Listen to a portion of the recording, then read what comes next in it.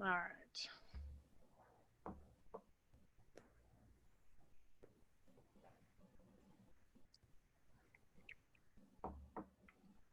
Gotta love when this stuff is slow. Here we go. All right, I think we're going now. Let's see. Should be a little bit of a... All right, there we go. I'm gonna close out of that.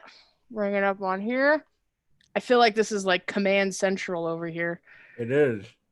I'm really honestly, I'm not a tech. Everybody's always like, "Oh yeah, we can just have you do it. You're a millennial. You're tech savvy." I'm like, I don't know anything. I had an iPhone 4 until like a year ago. So don't, you are way too kind in your assumptions. All right, everybody. So, welcome to our YouTube live. For those of you who are joining us today or watching this in the future, my name is Amu. Most of you guys know me as Pipe and Tobacco Specialist here at Arlington Pipe and Cigar Lounge here in Arlington Heights, Illinois. I make this intro sound really just professional and really just so staged, but it's really not. We're just going to have a good time tonight. So, I'm here joined by some really special guests today. We're excited. If you've been following us along on Instagram and Facebook, or if you've come into the shop this week, you know that we've been doing a really exciting Alec Bradley promotion for the week. All anticipation for today, the big day where we get to speak with the sons themselves, Alec and Bradley. And I got to admit, when I got into the industry working, I did not know that there was an Alec and a Bradley, and you guys were separate entities in and of yourselves. So I'm really excited to have you on. We also have the wonderful Steve Tucker. He is our regional rep for the Midwest, and we're joined by all three of you guys. So we're gonna jump right in here to you gentlemen. I think I've got both of you guys. Yeah, okay. So we've got Alec on top in the right left, or in the top left, and Bradley's on the top bottom there. So whoever wants to go first, there you go. Tell us a little bit about your guys' selves and tell us a little bit about the brand. How about we go in alphabetical order? See, I was going to push you to go first, but I'll go first. So I'm Alec Rubin. I am the older of the two, which also means I'm the better one, for those who care. Even though Bradley has that great mustache. Of course, he's got a great mustache. Yeah, so I've been working in the cigar industry for 6-7 years now. Oh, wow. And having a great time, loving it. This is my passion. Love doing this every single day of my life. Get to work with my dad and my brother every single day. And I don't think I got much else on that. All right. Well, I guess I'm next. So I'm Bradley, 25 years old. I started 3 years ago. In 2017, I started just 2 weeks before my first IPC PR, and it was very nerve-wracking. I've always been a very much an introvert and not liking to do interviews. I hadn't done one until my first IPC PR, and then speaking in front of people, I was very nervous and scared. And it's 3 years later, and I'm starting to feel a little bit more comfortable. And then this is my mustache. And I also like sports. I like watching sports. I don't like playing sports. Too much activity for me. And I also like disco music. Nice. Okay, so you guys are a couple years apart here, and it sounds like Alec, you started in the industry a couple of years before your brother did. Now, let me ask you: are you the extrovert then? No, I'm an introvert, but I'm a forced extrovert. Yeah. I love it. I love being social, but by the end of the night, I am wiped. I am done. I am ready to pass out. I love talking to people, love being around people, but it is absolutely draining for me. Yeah. As we're extroverts feed off of it, it does take work for me. Oh, absolutely. I can only imagine. So you're two introverts in the family, huh? Do you guys have any other siblings that maybe didn't get their names thrown in? Okay. No, but that would be awesome. I was gonna say that'd be a pretty move there. That's all I'll say. So, all right. So you guys got into the industry 7 and 3 years respectively, kind of starting with your dad, who started the company in 96, correct? What was his kind of driving force? What made him even start a company? And when he decided, and let me ask you this too, when he decided to name the company after you two, what was that like for you guys? Because Alec, you must have been 5? Less 4. than that. Yeah, I was 4. Okay. Yeah. So wait, I forgot the first part of the question. What made him kind of start the company and there what? we go. Yeah, sorry about that. Yeah, so our father was in the nuts, bolts, and screw business with our grandfather for a lot of years, and they decided to sell it at one point. And while they were in the middle of selling, someone that worked with my dad said to him, "What are you going to do next?" And he said, "I actually have no clue." So he said, "Well, you smoke cigars from about 7 a.m. when you get here till 8 p.m. when you leave. Why don't you see about getting in the cigar business?" And he kind of just brushed it off or whatever. But then when he was at his local tobacconist, he said, "Is there a trade show for this? Is there anything I can go see if I wanted to get in this business?" And he said, "Yeah, absolutely. It's coming up in a few months. Why don't you come with me as my guest or whatever it is?" And he went with him and fell in love with immediately, seeing different manufacturers hanging out, talking together, all the great relationships between the different companies. He's like, "I've never seen this in any other industry. This is absolutely something I want to be a part of." Plus, he loves cigars, so it just worked out perfectly. Sure. And then, so we started in 96 and struggled for a very long time, and for probably the first 10 plus years. And we're going on 25 years now. So something obviously stuck.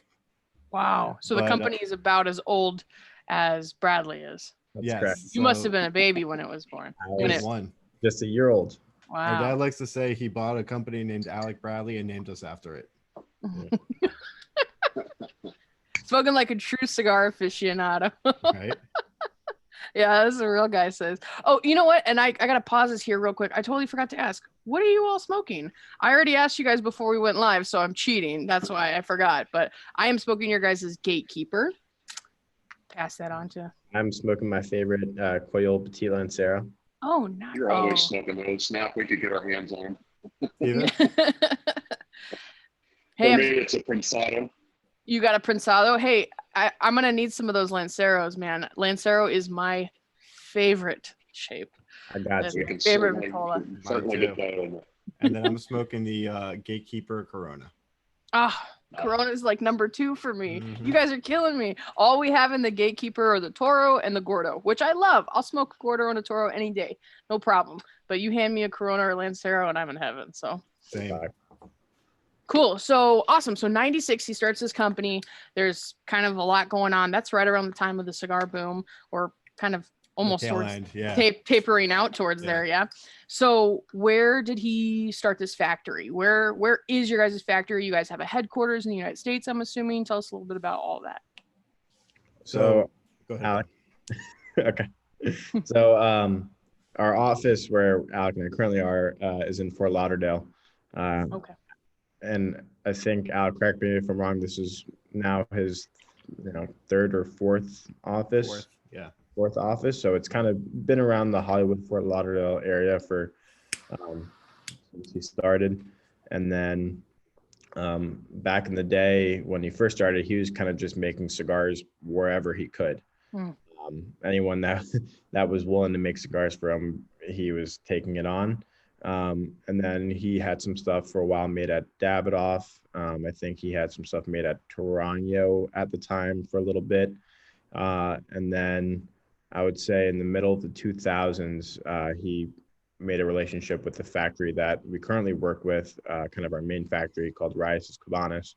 So they make things like Prensado, Tempest, the Coyol, our Lineage, our Fine and Rare. So it's kind of the factory that people know most of our cigars for.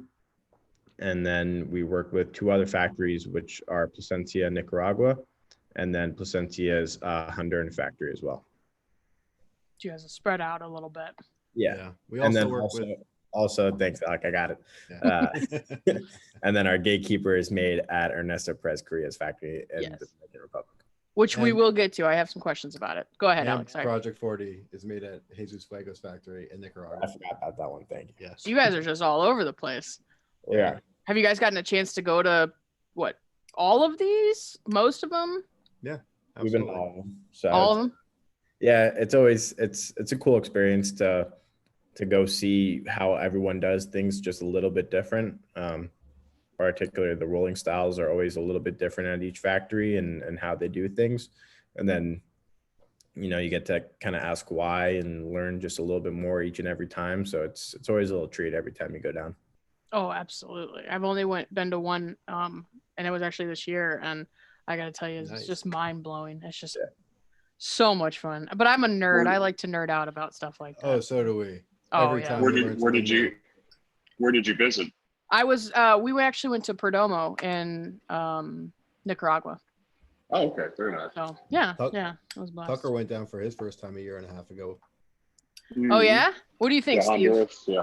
Oh, it's absolutely amazing experience just to see the pride that the factory workers take in in everything, and just the process is just absolutely amazing, and you get a whole new appreciation for really what goes in these and the time it takes. It's just if anybody out there has not been, you have to pencil that in as soon as your cigar. You're fan. cutting out a little, Tucker. We lost you a little bit. You went into slow-mo there. I think he was basically saying once COVID is over, you got to get down there. You got to get down there. That's yeah. right. That's I right. gotta tell you, people always ask me like, "Why are cigars $10?" I'm like, "Have you ever seen what goes into a cigar? It should be 50 minimum." I mean, it really is incredible the amount of work they put in. That's the conversation I hear anytime I go down with someone. It's their first time down there. They're like, how can cigars only cost $5? Unless they see the process. Yeah. It's really cool. On a total personal note, I am personally growing 6 tobacco plants on my own right now, and I would charge somebody so much to smoke one of them. Even though they're probably terrible, it has been so time consuming for me, and I worry and I fret. Oh, it's terrible. So I've been wanting to start like doing that at my house, but I've been waiting on seeds to get here for about 4 months. And obviously it hasn't happened, but now maybe I won't do that. Hey, you got a friend. Don't worry. I got okay, you. perfect. I'll send you. It'll be pipe tobacco though. All right, now my guy is a pipe tobacco guy, so I don't know what you're gonna do with that, but we'll figure it out. I tried planting some Virginia once. It did not turn out well. I do not have a green thumb. And I don't have a green thumb either. I've killed cactuses before. It's terrible. But the great part about tobacco is that they're frickin' weeds. So they just frickin' grow. I mean, 2-3 weeks in, I was like, what is happening? I can't believe these are alive still. So, all right, we'll skip. We'll keep on going here. But so you guys started getting involved good years after the company was already started. What do you guys do? What are your guys' roles in this company? Sounds like it looks like from the smile, looks like you get this question a lot. We do, and up until more recently, I pretty much didn't have an answer because we did a little bit of everything, but our roles have been a little bit more defined recently, which has been nice.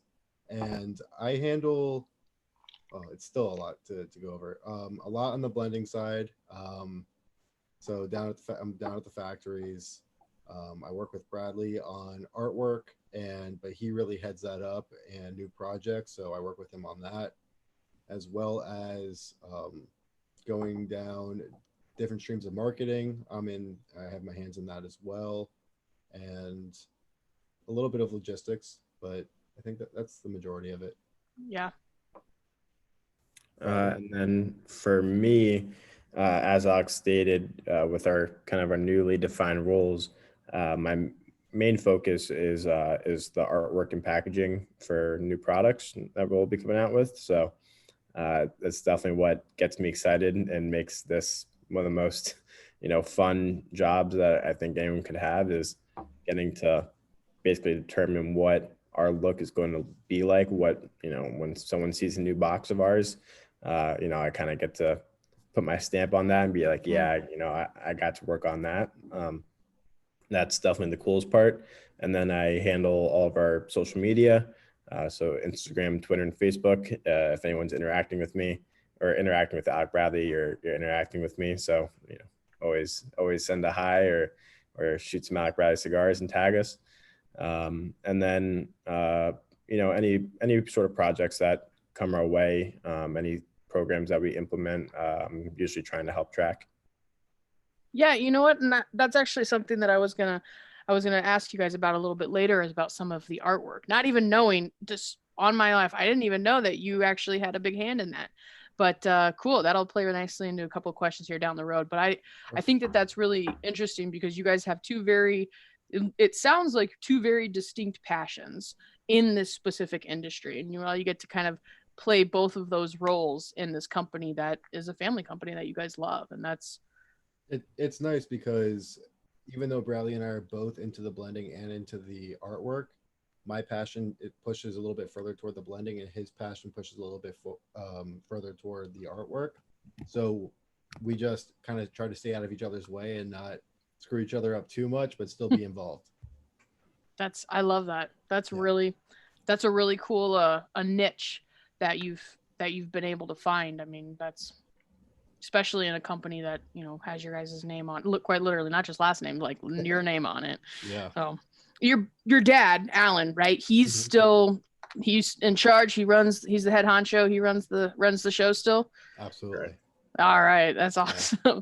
So when you guys come up with, let's talk first about a little bit about just the company in and of itself, and then we'll get specifically into your guys' blends. When Alec Bradley, as a company, chooses a name for a cigar, what is that process? Where did like Prensado or Black Market or Magic Toast? I mean, you guys have just some really exciting, just really cool, unique names. Mm-hmm. How do these things come about? Well, when it comes to those names, they each kind of have their own story to them. Prensado just means pressed, so Prensado is a box press cigar. So I think my father just kind of went for the literal translation on that one. I don't know how he came up with Black Market, honestly, but I think he just thought the name was cool, and to be able to put some really cool packaging of this crate style box, and it blew up for us. It's one of our best selling cigars. Most people know us for Black Market, so that was a product that I don't even think he knew would be such a wild success for us. And then Magic Toast came from the story of my father and Ralph, our vice president, going to the factories, and one of the factories we work with, they wanted to show them this new crop of tobacco. And after they landed, they went there at night and enjoyed a drink together because my father likes whiskey, and they had this Magic Toast kind of in the crop in the fields. And so some of the names come from stories. Some of them, you kind of just, for me, if I hear something, maybe I'm watching TV, maybe I'm thinking of, Gatekeeper specifically. We got to work with Ernesto, and we worked on the blend before we figured out the name and the artwork. And that was really an homage to Ernesto Perez Carrillo. We felt like when we finish this project and everyone gets to try it, that Ernesto, will open the gates. Ernesto is the gatekeeper, and that once we work with this legend of the industry, that we will be through the gates and on to the next journey of our cigar lives. So they always come in their own certain special way. You just kind of have to pay attention and wait for them to reveal themselves. That's a very thorough. That's anything to add to that, Alec? I mean, he hit a good amount. It's just sometimes we have the idea for the project, and Bradley takes a ton of time, even after hours, just brainstorming on new ideas for new names, new concepts. And sometimes the cigar just tells us what it wants to be. So Bradley is much more in depth because he spends a lot more time on figuring all this stuff out than I do. And he basically just comes in and is like, hey, got this concept. And I just go, no. And then we move on from there. But no, like the good Bradley, big brother that you are, right? like the jerk I am. And then we end up doing it anyways. So that's how that goes. How many cigars have you guys, either together or separately, actually you guys yourselves named? That's a good question. Ooh. For me, it would stop the Trump. It would be three. It would just be three.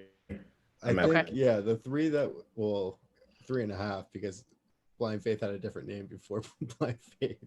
Yeah. For both of those, I think it's 3 for both of us. And then in terms of blends, though, I think I've been more heavily involved on the blending side than picking the names for the most part. Okay. Yeah.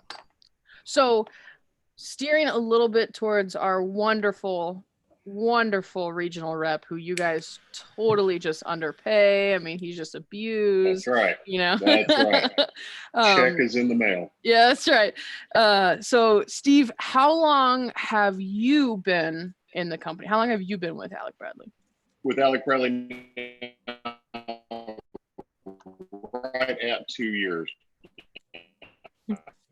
You slowed down on us. Just under 2 years by I'm trying to give you your 5 minutes of fame here, and your internet's slowing you down, buddy. Well, I have fiber optic. There you I'll are. answer for Tucker. He's been with Alec Bradley for 2 years, but has probably been in the industry for closer to 15. Is that okay? right? There it is. 25, but you're 25. I heard the 5. I didn't hear the number before it. That's all right. Probably been in the industry for 50 years. Right? Yeah. I heard there's a 5 in there. Yeah. Okay. So, and you got the opportunity yourself to have your own blend this year, which is really exciting, which we are almost sold out of because it ended up being a really big hit here. People really liked having Highway Child here. So tell us a little bit about Highway Child. Well, actually, Alan, Alec, and Bradley came to me in Honduras last year and wanted to know if I wanted to work on a blend for my area. And I was absolutely enthralled with that. I have been waiting for something like that for basically a quarter of a century now. And so they gave me the opportunity to pick and choose what I wanted to do. I was a big fan of Jesus Fuego way back in the day. And since we were working with Jesus Fuego already, and he happened to be in Honduras, it was a natural fit. I just absolutely loved his cigars at my shop, like I say, 15, 20 years ago. And it was just a natural thing. Now, when it came up for the actual blend, I was really looking for something to fit my taste buds that would pair with a nice rye whiskey and a steak. I wanted it to just have that oop up front and then just kind of smooth as you get down further. And so Jesus and everybody helped me out and just kind of steered me in the right direction, showed me kind of, how some ideas and some blending ideas, and just kind of came together. And after some trial and error, here we are. It's just been it's been a lot of fun. It's been one of the highlights of my career for sure. I've had many, and this is way up there. So. Absolutely. I can only imagine. What is the blend? Tell people what the blend is. Trade secrets. If you can tell the people. It is kind of a secret, yeah. Okay, then I won't push you. There's some information out there that I will neither confirm nor deny. All right. What about the name? Where'd you get the name? But it is a lot of Habano. We'll just put it that way. A lot of Habano. It is a lot of Habano. Yeah. What about the name? Where'd you get this name? So the name actually comes from Jimi Hendrix's song "Voodoo Child," which is one of my absolute favorite songs of all time, and it also kind of describes my life on the road, always on the go, always away from home, away from my bed. So it was just kind of, I was actually listening to it when we were talking about or coming up with the blend, and in my car, and it just rung a bell, and it was perfect. It had to go. It had to be there. So it just fell into place. That's what to elaborate a little bit on Bradley's point earlier. A name just finds the cigar more often than not. Sometimes you just have to sit back and it'll just appear, and it's just natural. So. It really is amazing the idea. I always am curious how people name their stuff, be it cigars, pipe tobacco, whatever, even like designs of pipes or cigar boxes, whatever, how these things come to be. It always amazes me that 99% of the people are like, it just came to me one day. I mean, and it really speaks to the people in the industry who are just willing to listen to the things around them, and who are willing to just be be like, okay, yeah, absolutely. That was it. I can only imagine the excitement of how big of a hit that was for you. I was able to have my first blend here in the shop for pipe tobacco, and it's like 3 people have bought it, and I'm like, yes, it's a hit. And you've got this massive cigar out here that's just people are just loving. That's really excited, and that goes for you too as well, Alec and Bradley, with your guys' opportunity to have your own cigars with your personal stamps on them, which I would love to start talking to you guys about. But first, I do have to ask you guys a little bit more about the artwork. So Bradley, take it away. Tell us a little bit about some of the artwork. So you get to work with a lot of things, right? Not just your 3 blends, but other artwork, redesigning boxes or labels or whatever, maybe. Yeah. So, we've been recently working on redesigning some stuff. I can't say which brands just yet, but we're always looking to try and up ourselves and make our presentation better. Cigars, whether people realize or not, the details matter so much. How you're printing, what sort of, what the material of the label is, to the wood of the box. I mean, it takes the whole thing for the cigar to come together. And whether people, like it or not, that stuff is I'm not going to say it's more important than the cigar, but I would say it's almost equally as important, because you can have a great cigar and a great blend, but if you don't put it in the right packaging or attractive packaging, it will flop. It's just kind of how it is, unfortunately. Yeah, we would love if our cigars could just stand on their own and not have to do any sort of artwork to it. That'd make our lives easier, but it just doesn't work that way.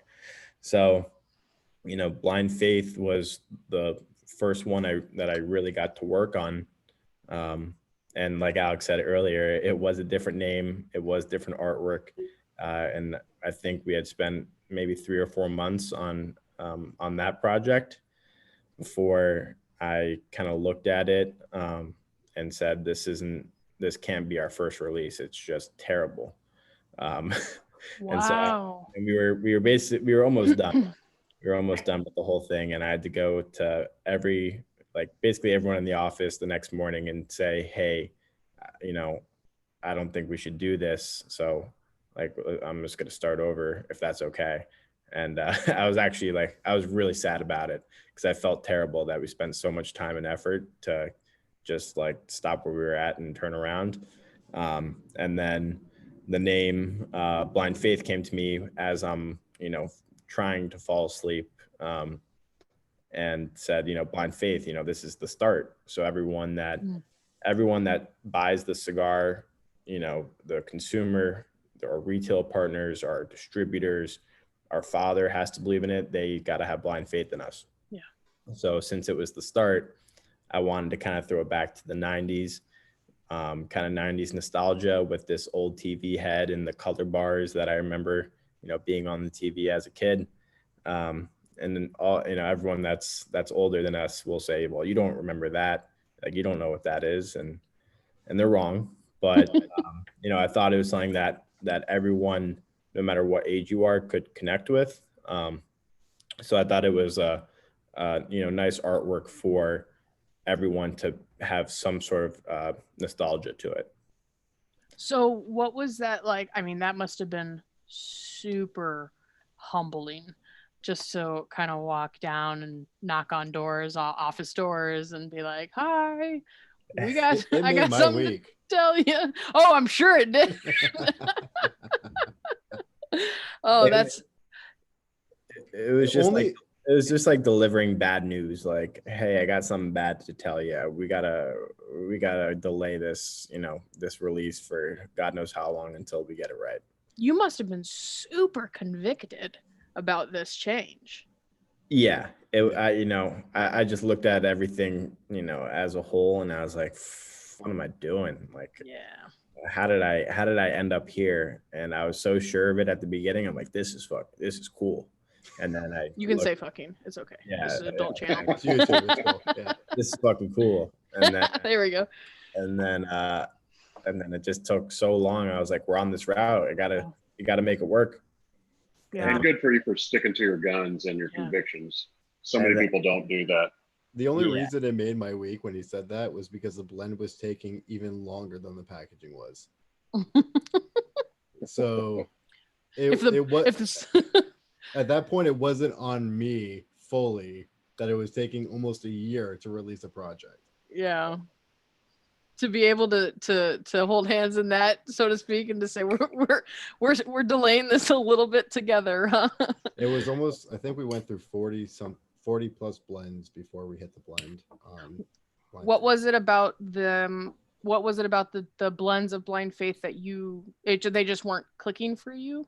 So what happened on the blend side was, let's say we went through 20 blends before we found a base that we liked. But once we found that base, it took us another 20 plus to perfect it because there was one flavor sticking out that just wasn't working. And we weren't going to release it until it was absolutely perfect. And not just that, but because all of the filler is either Ligero or Maduro, it just made it that much tougher to get it right because it's all that thick tobacco. So it was a process. Yeah. A thick tobacco that has a funky burn rate if you're not doing it correctly. And oh yeah, that can be a 100% oily and Bradley said from the beginning on the blending side, he wanted something that people either were going to absolutely love or absolutely hate, because he didn't want to just put out a cigar that everyone would kind of like. He wanted to put out a cigar that spoke to someone that spoke to the same kind of palate that spoke to us. Yeah. And we really wanted to show off what we could do with our palettes on the first one and really blend something specific for us. So the fact that we took that long on it was only because it had to be exactly what we wanted for that blend.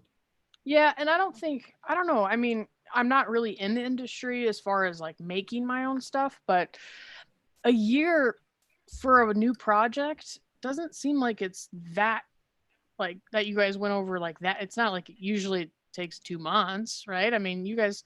There are people that knock it out way faster than that.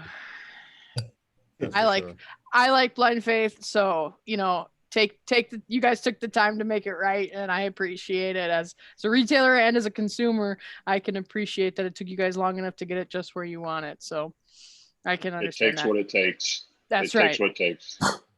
That's right. I've tried to put things out there on the shelves before that I took, one try at, and it doesn't work.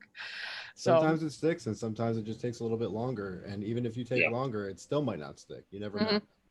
Well, the tobaccos are they do their own thing. I mean, it's a crop. It's like fruit or vegetables or whatever. I mean, they're living organisms. If you look at Gatekeeper, we got to work with Ernesto Perez Carrillo. And that was a much different process because we had his help and expertise throughout the entire process. And it just kind of clicked 1, 2, 3 really easily compared to Blind Faith, which was so much tougher. But I think we needed to do Blind Faith before we did Gatekeeper because it made it that much harder. And if we didn't have that experience, then we wouldn't know what we had to go through to get that first product out. Yeah, I think it tells a better story of your guys' own journey of being able to say we broke through that first one and we did it on our own, and now we're going to learn from somebody who kind of knows what they're doing or whatever, knows what they're doing in the sense that he's been doing this forever. So I'll tell you, it made Kintsugi a whole lot easier. Yeah. Oh, I can imagine. Now, we'll get to Kintsugi too, but I can imagine having that kind of like, oh man, we're struggling, and be like, oh yeah, we did it. Oh yeah. Oh, okay. Yeah, here we go. We got this. We're on a roll. So that makes it so you guys got to work. We've already mentioned a couple times with Ernesto Perez Carrillo on Gatekeeper. So tell us a little bit about that journey. You guys were in the DR with him, correct? Mm-hmm. So we were in Dominican Republic working on them with the cigar. Mostly we worked on it in Miami, which was nice. Oh, okay. All right. Yeah. So it was an interesting process because, Brad, you want to tell the story of how the whole idea? No, because it's your story. It is. What do you mean? It's our story. Our names are on it. I know. Okay, so but it's mostly about you. That's why I was saying that. Why is it mostly about me? Because Bradley came to me and he goes, I think for our second project, we should do a collaboration and we should do it in the Dominican Republic. because Alec Bradley only makes one cigar in the Dominican Republic, and it's a bundle product. And we want to be our own people. We want to do our own thing. So let's go to the DR. And I said, who do you want to work with? And he said, Ernesto. I said, great, call him. And he said, no. I said, why not? And he said, because I've never met him and I just know what he looks like, and he looks a little bit intimidating. I was scared. Yeah. Oh, I could imagine. Yeah. I was scared. And I said, I'll give you his number. He's the nicest guy. And he goes, no, you're calling him. And I said, I'll be seeing him in 2 weeks at a multi-vendor event, and I'll talk to him there. So I went and talked to him. He was all about it. Loved the idea. We talked a few times, and then Cigar Aficionado comes out and he hits number 1. So we thought, okay, this project's dead. This is never going to happen. And I guess he spoke with my dad. He called my dad and said, hey, this is my first time getting number 1 cigar in the world. Like, you've already had that. What do I do now? And he said, spend as much time as possible at the factories. Everyone's going to work with you. Don't work with them. Just do what you got to do for yourself. And he said, no, I'm definitely still working with Alec and Bradley. Wow. So then it just kind of moved after that. We went to Miami. We were supposed to spend an hour together. 7 hours later, we were still having a great time. Did that a few more times, and we were able to convey to him what we were looking for, what tobaccos we wanted to use to achieve that. We discussed it together, and then blends kind of just showed up, and we started smoking through them, and we were able to find exactly what we were looking for. That's a great process. That, again, I can tell you I've been in a lot of different industries in my 28 years on this planet or whatever, and it never ceases to amaze me, the pipe and cigar industry, the willingness that people who have said something, that they stick to their guns, that they do it, and that they're willing to bring somebody else under their wing or partner with somebody else. It's just, it always blows my mind. And you know what? This cigar speaks for it.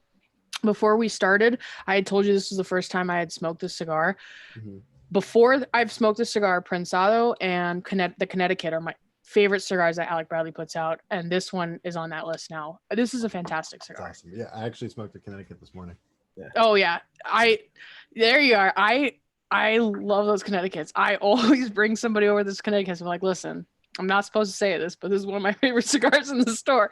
But I mean, I love the Connecticut. It was a random occurrence. It was a morning. I had a coffee and I was like, all right, shopping the shelves, looking for what I wanted to smoke. That's why you love it, because it's one of my favorite coffee cigars. Oh, it's so good with coffee. Speaking of which, you guys have this awesome, and this is just me, personally, on a personal note, you guys have this really cool, big, it's the Connecticut. It's like a canvas. It's the Connecticut with the coffee beans on it. Yeah. You've been out of stock on that for a long time on the website. All right. I'm going to need somebody to get on board with that. I've been looking at that website because I love that picture. I got to. We'll find one. We'll find one in the office.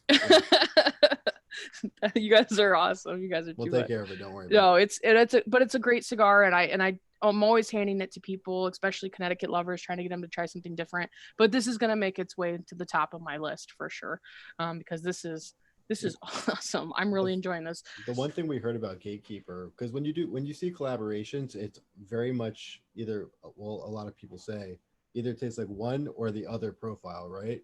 It's never something directly in the middle. And everyone told us this was a perfect collaboration because it had a little bit of Ernesto on it and it had a little bit of our profile on it too. And it kind of just met right in the middle. And we heard that a lot, which was very cool. I can absolutely see that. I think as to what you were saying, Anu, about everybody working together and helping each other out, I think the difference between what we do versus so many other fields of business out there is that we're fans and passionate about cigars first and foremost. Everything else just kind of falls into place as it does.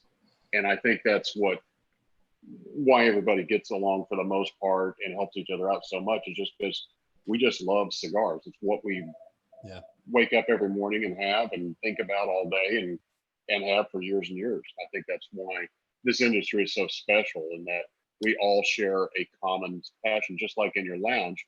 Everybody that walks in the door of your lounge instantly has a connection with everybody else in that room. You're all there because you love cigars, pipes, whatever it might be. Yeah, it doesn't matter if you're, rich, poor, or whatever. You just kind of click into it because it's something that just brings people together. It's like sharing, sharing a cup of coffee, sharing whatever.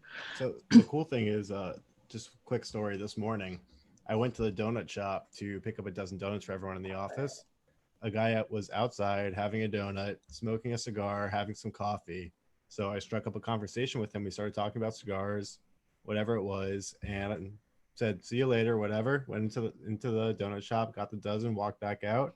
He had a cigar. He ran to his car and had a cigar waiting for me. Just because we had this conversation this morning. And that's the kind of community the cigar community is. That's the epitome of, I think, what we're talking about right now. And anybody who's watching or who's ever been involved in the community knows that it really is mind blowing to me every time. Every time. Oh yeah. I have a question for you. Yeah. So it seems also like you're very heavily into pipes as well. Yeah. Do you see any sort of big difference between the pipe community and the cigar community, or do you think it's all sort of the same? Pipe smokers generally live a little bit longer because we're just awesome. That's a really good question. As far as kindness and generosity and just willingness to connect, no. I mean, the first time I ever bought a pipe online was an estate pipe off this guy off of Facebook or whatever. And this was years ago. And he sent me a bunch of tobacco with it. And I remember thinking like, I didn't pay for this. I'm like scratching my head. I'm like, should I smoke this? What is this? I don't know who this guy is, just kind of a little like cautious about it. And then shortly after I became good friends with a guy who's actually, I think he's watching right now. And he sent me like 25 different blends to try. And I was like, what is this community? Who are these people? And so it's very, very similar, and it makes my job easy because people just want to be with you. We're a small breed, especially as pipe smokers, not just as tobacco consumers, cigars, pipes, whatever, but as pipe smokers, we're a very small community.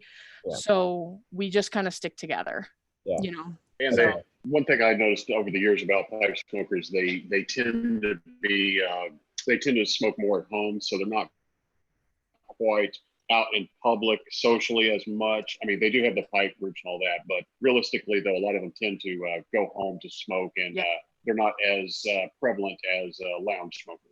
Gotcha. Correct. Right. I will say that both communities are extremely inclusive. So when there is a pipe smoker in a cigar shop or someone smoking a cigar around pipe people, no one cares. No. Right. No one cares. Come on in, come over here. What are you smoking?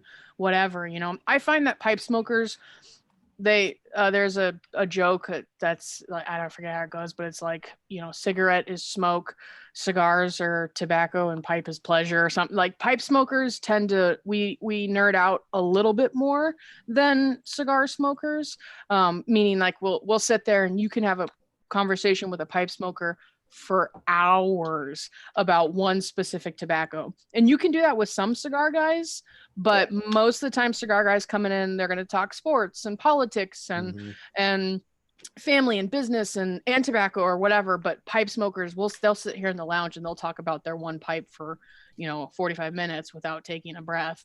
And so it's a little bit more on the nerdy side, and I fall into that because I'm predominantly a pipe smoker. But that's pretty much the main difference as far as that. But other than that, I mean, gotcha. We just all love tobacco, know.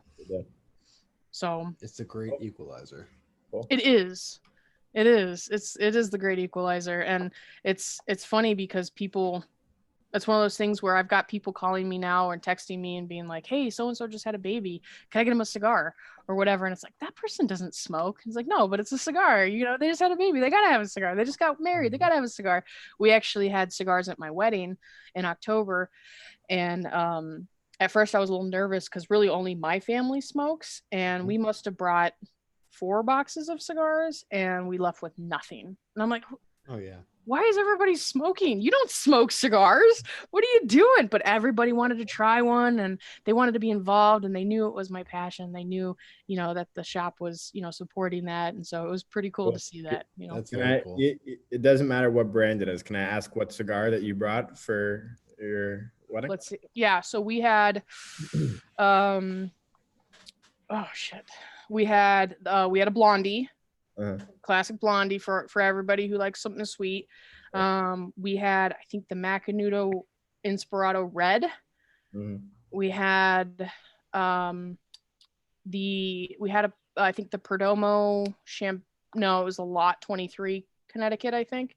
And then we had the Fuente Double Chateau, or the regular Chateau Connecticut.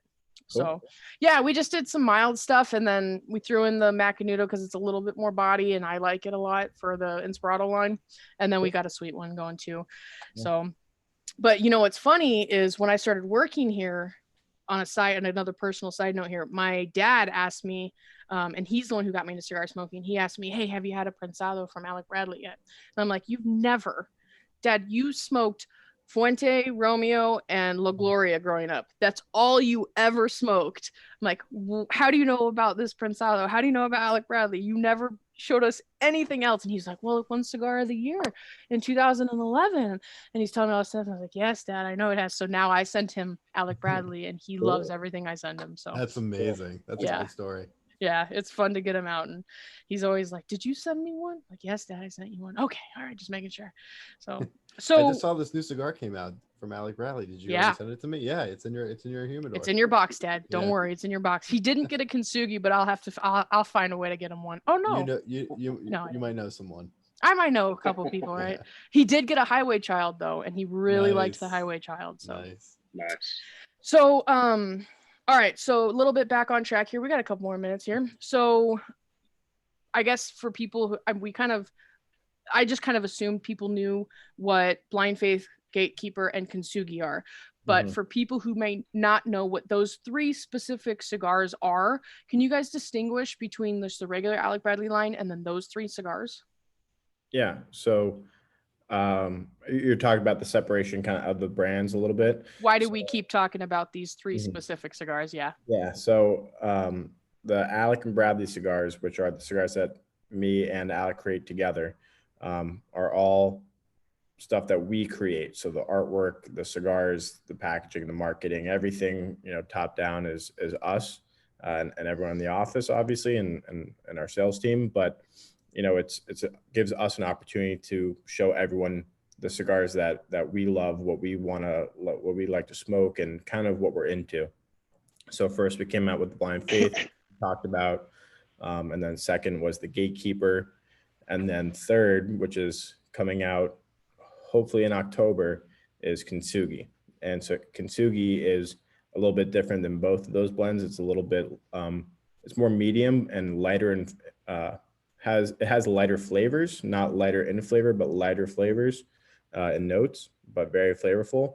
And it's kind of based on this Japanese art form of piecing back broken pottery with gold lacquer. And the whole meaning behind it is that there's beauty in the imperfections when it comes to the idea of Kintsugi. And we kind of segued that to the industry kind of being fractured between FDA and the trade show. And we thought that cigars are the natural gold lacquer. It's what brings us together. But COVID has kind of given us a chance to do these live videos, these virtual herfs. So everyone's now speaking on the same level, all doing the same things. And that's really what's brought us closer together. So those 3 brands are Alec and Bradley, and then the classic Prensado, Tempest, Black Market Esteli. Everything that people know us for is still the traditional Alec Bradley brands that my father and our vice president, Ralph, focus on.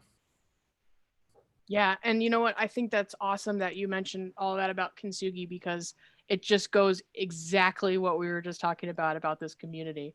And it gave me a little bit of the chills when you were saying it, because it really does. We stick together. We got to stick together. We really do. And we do.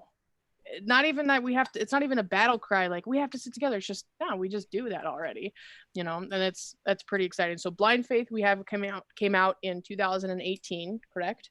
Yes. Gatekeeper was 2019, and now you guys have Kintsugi coming out hopefully in the fall. We're very slow. Only one release per year, apparently.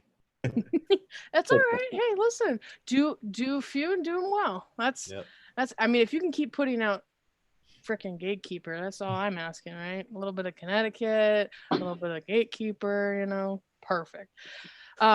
Cool. So I have just a couple more questions for you guys. Tell us a little bit about the Prensado. So it won in 96. It was rated 96 by Cigar Aficionado. And in the same year, correct, it was the Cigar of the Year, the Churchill size, correct? Correct. Okay. All right. So most importantly, in my opinion, it was in a movie, was it not? It was. Cool. Tell us a little bit about that. Alec? I don't remember the movie. Oh, yeah, you do. Come on. Kingsman. It was the Kingsman, right? It was the Kingsman. Yeah. But Alec, expand on the second one. Oh, well, it's in the second one too? Yeah, it was. I did not know that. I didn't see it. I remember looking for it. I didn't see it, but it's on your website. No, the first one. Oh, okay. Got it. I know the first one. But Alec, talk about what, like, you were around when it got number one. I wasn't really so much involved in the company, so maybe you could talk more about. Were you at school at the time? Like, were you? Yeah. Yeah. So, I was living at my parents' house at the time, and everything was coming out. It was 2 through 10 had already come out in Cigar Aficionado, and we were like, okay, if we're probably we're not going to get number one, but we'll see what happens on 11 through 25 basically. And so my mom had said to my dad, why don't you just wait, we'll be here together when number one comes out, and let's just see what happens.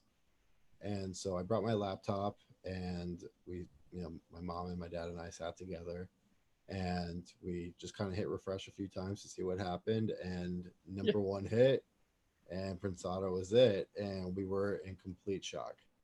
And my dad started tearing up, and it was just an emotional experience because he never thought he would ever see number one, especially that early in his career.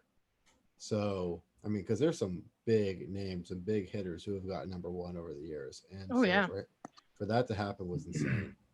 We got to the office, and everyone was waiting for us to get there, and just completely, everyone was freaking out. It was amazing. And by the time we had gotten to the office, because we waited a little bit to see what would happen, all of the Prensado was already sold out and on back order. Everything we had in our warehouse was gone within the first 20-30 minutes, and it was already on back order.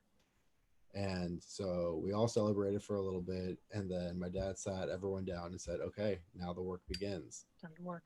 Now that this has happened, now's the time that we all have to keep our head down and start moving.